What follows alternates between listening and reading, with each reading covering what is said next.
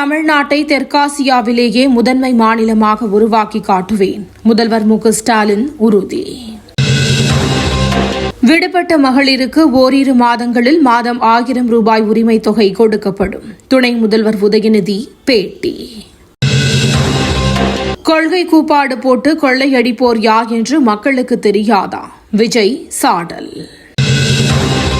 விஜய் அவருக்கான ஸ்டைலில் பேசியிருக்கிறார். பிரேம்லதா விஜயகாந்த் கருத்து.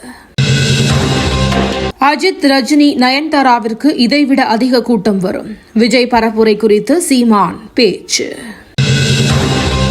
ஜிஎஸ்டி வரி குறைப்பால் தொழில்துறை வளர்ச்சி, வேலைவாய்ப்பு அதிகரிக்கும். நைனா நாகேந்திரன் பேட்டி. ஆம்புலன்ஸ் வைத்து அரசியல் செய்கிறது திமுக அரசு. தமிழிசை குற்றச்சாட்டு.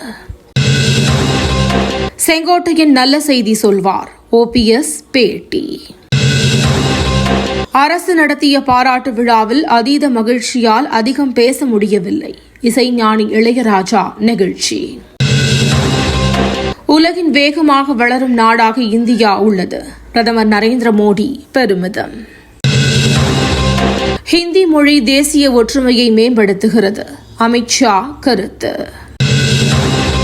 மத்திய அரசின் ஜிஎஸ்டி சீர்திருத்தங்கள் தமிழகத்திற்கு மிக முக்கியமானது. மத்திய அமைச்சர் நிர்மலா சீதாராமன் பேச்சு.